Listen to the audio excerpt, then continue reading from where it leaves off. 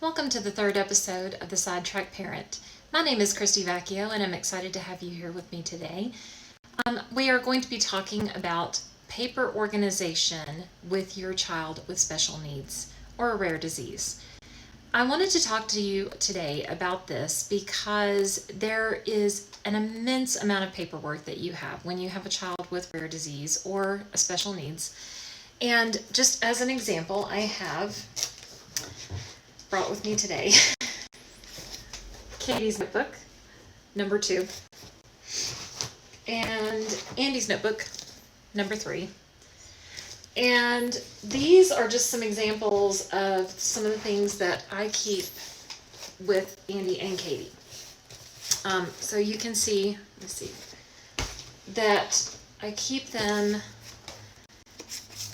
in some order of semblance, and I have some dividers in here split up by,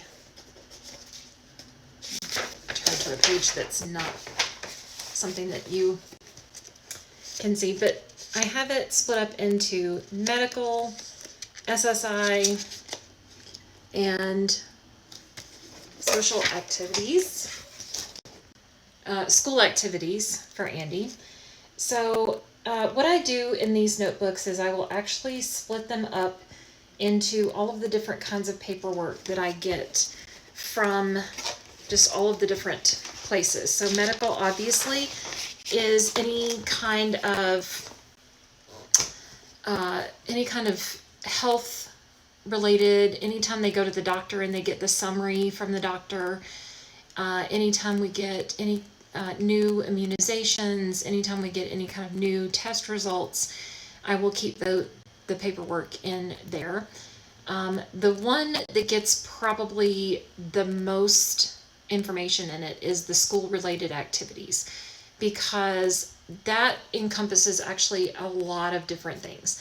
So when you have a child who has a lot of medical and behavioral needs, a lot of times you will get what's called a back and forth notebook when you send them to school.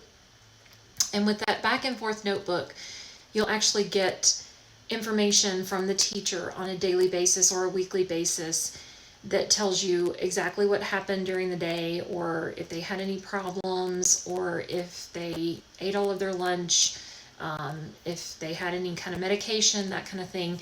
You'll get that from school, and then a lot of times there's a place for you to write notes. And throughout the years I've had some teachers that are really good about keeping up with these, and some teachers that are not.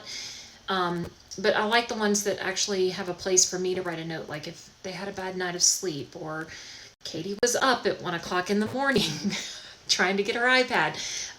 That's a good place for me to write a little note and say, hey, she didn't have a good night of sleep, so she might be a little off today. So I like the back and forth thing, and I keep those notes.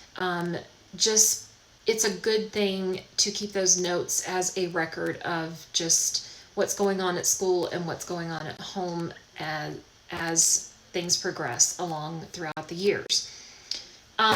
Eventually, I am going to get all of this paperwork into digital format and put it into Microsoft, something like Google Forms or Microsoft,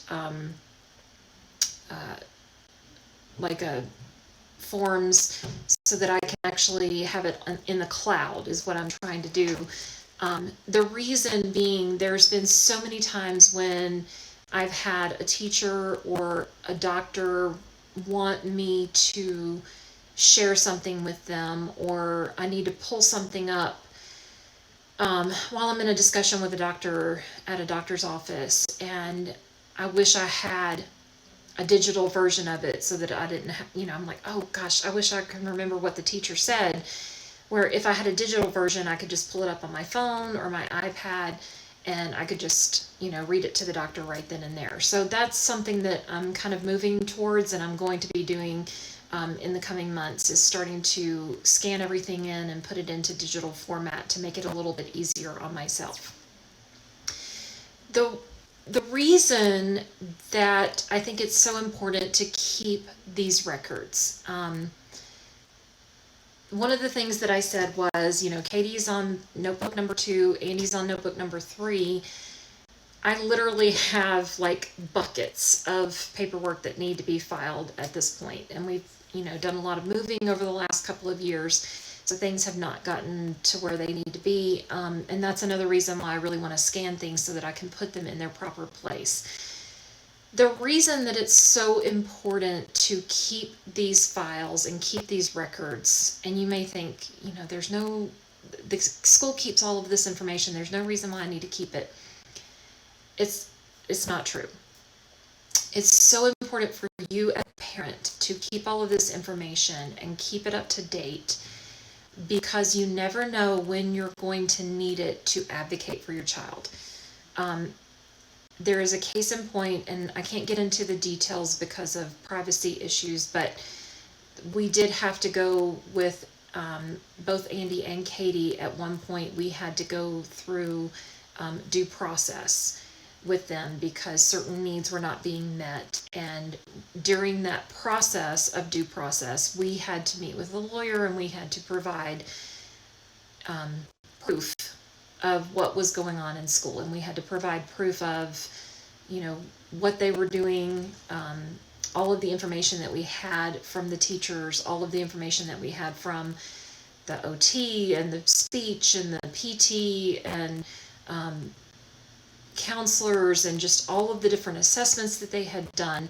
We had to provide all of that information, and yes, we could have asked the school to get that information, but we didn't want to rely on the school to dig up that information, and so I chose to just use the information that I had, and I literally just brought my notebooks to the lawyer, and she copied everything and used that for our case, and it was worth it. It was worth it to have those 2 notebooks worth of records that we needed.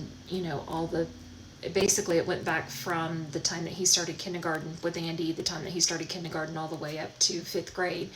And it was important that we had all of that information so that we had proof of all of the different things that he had done, and all of the different places that he had been, and just moving from school to school to school, and the fact that he was just he was not receiving the information, the education that he should have been receiving.